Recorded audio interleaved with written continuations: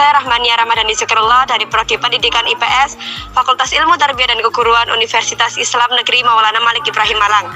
Sekarang saya sedang berada di Museum Trowulan Mojokerto. Di sini saya akan melakukan penjelajahan terhadap jejak adidaya Majapahit. Museum Trowulan adalah museum arkeologi yang terletak di Trowulan, Mojokerto, Jawa Timur. Museum ini dibangun untuk menyimpan berbagai artefak dan temuan arkeologi yang ditemukan di sekitar Trowulan. Sejarah Museum Trowulan berkaitan erat dengan sejarah situs arkeologi Trowulan. Reruntuhan kota kuno di Trowulan ditemukan pada abad ke-19 oleh Sir Thomas Stamford Raffles, Gubernur Jenderal Jawa antara tahun 1811 sampai tahun 1816, yang melaporkan keberadaan reruntuhan candi yang tersebar pada kawasan seluas beberapa mil. Tempat ini adalah salah satu lokasi bersejarah terpenting di Indonesia yang berkaitan dengan sejarah Kerajaan Majapahit.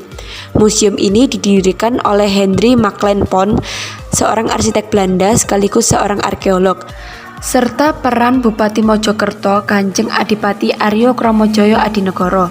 Museum baru secara resmi dibuka pada tahun 1987. Bangunan museum ini mencakup lahan seluas 57.625 meter persegi.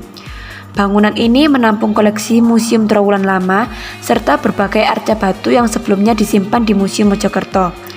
Pembangunan museum baru telah diajukan di kawasan ini, dan lokasi ini telah diusulkan untuk menjadi kawasan warisan dunia UNESCO. Kebanyakan dari koleksi museum ini berasal dari masa Kerajaan Majapahit, akan tetapi koleksinya juga mencakup berbagai area sejarah di Jawa Timur, seperti masa Kerajaan Kahuripan, Kediri, dan Singosari. Museum ini terletak di tepi barat Kolam Segaran. Museum Trowulan adalah museum yang memiliki koleksi relik yang berasal dari masa Majapahit terlengkap di Indonesia. Koleksi Museum Majapahit dinominasi oleh Benda Cagar Budaya Peninggalan Majapahit. Melalui peninggalan-peninggalan tersebut, beberapa aspek budaya Majapahit dapat dikaji lebih lanjut, seperti di bidang pertanian, irigasi, arsitektur, perdagangan, perindustrian, agama, dan kesenian. Di museum ini juga terdapat pembagian dari bangunan candi, yaitu ada 3, antara lain kaki candi atau purloka, yang berarti dunia bawah, merupakan dunia manusia yang masih dipenuhi oleh keinginan hawa nafsu. Yang kedua yaitu tubuh candi atau puvarloka, yang berarti dunia tengah, merupakan dunia manusia yang sudah disucikan, tetapi belum terlepas dari ikatan keduniawian.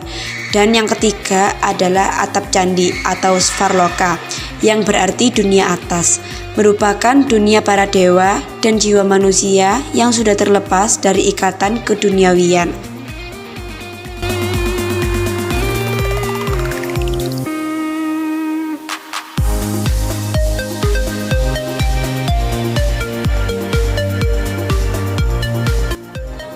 Dalam kompleks Museum Trowulan ini juga terdapat hasil ekskavasi bangunan zaman Majapahit yang hanya tertinggal pondasinya saja.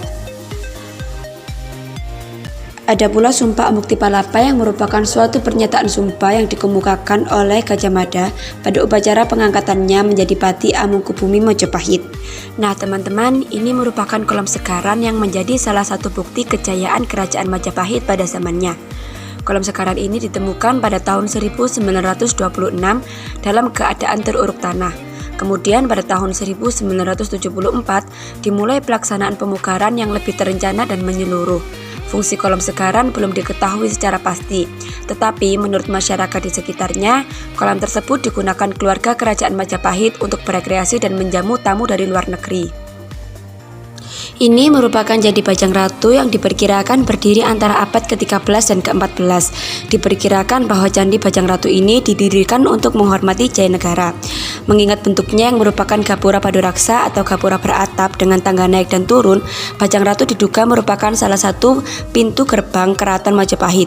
Perkiraan ini didukung oleh letaknya yang tidak jauh dari lokasi bekas Istana Majapahit. Peninggalan selanjutnya adalah Candi Tikus. Candi ini semula terkubur dalam tanah, kemudian ditemukan kembali pada tahun 1914. Pembukaan secara menyeluruh dilakukan pada tahun 1984 sampai 1985. Nama tikus hanya merupakan sebutan yang digunakan masyarakat setempat. Konon pada saat ditemukannya, tempat candi tersebut berada merupakan sarang tikus. Candi ini diperkirakan dibangun antara abad ke-13 sampai 14 Masehi. Bangunan candi tikus menyerupai sebuah petirtaan atau pemandian, yaitu sebuah kolam dengan beberapa bangunan di dalamnya.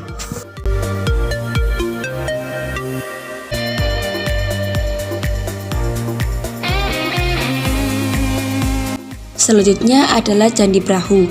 Nama Brahu dihubungkan diperkirakan berasal dari kata Wanaru atau Warahu, yaitu nama sebuah bangunan suci yang disebutkan di dalam prasasti Tembaga ala Santan yang ditemukan kira-kira 45 meter di sebelah barat Candi Brahu. Prasasti ini dibuat pada tahun 861 Saka atau tepatnya 9 September 939 Masehi atas perintah Raja Empu Sindok dari Kahuripan. Menurut masyarakat di sekitarnya, candi ini dahulu berfungsi sebagai tempat pembakaran jenazah Raja-Raja Brawijaya. Baik teman-teman, sekarang kita sedang berada di situs terakhir dari Mojopahit, yaitu Candi Gentong. Candi Gentong ini berada di Desa Jambu Mente, Kecamatan Trowulan, Kabupaten Mojokerto. Candi Gentong ini lokasinya tidak jauh dari Candi Brahu. Candi ini terdiri dari dua kompleks percandian yang berada di timur Candi Brahu. Struktur bangunan suci ini dinamakan gentong sebab saat sebelum dilakukan ekskavasi, masyarakat melihat gundukan besar dan di tengahnya berlubang seperti bentuk gentong. Di sana pada zaman dahulu juga ditemukan banyak fragmen gentong. Bahan penyusun candi ini adalah bata merah dengan pemasangan menggunakan teknik gosok maupun menggunakan spesi berbahan tanah liat. Candi Gentong dibagi menjadi dua, yaitu Candi Gentong 1 yang berada di sebelah selatan dan Candi Gentong 2 yang berada di sebelah utara dalam sumbu garis yang sama. Setelah dilakukan penelitian, didapatkan kesimpulan bahwa Candi Gentong berasal dari masa Majapahit, khususnya periode pemerintahan Raja Hayam Wuruk.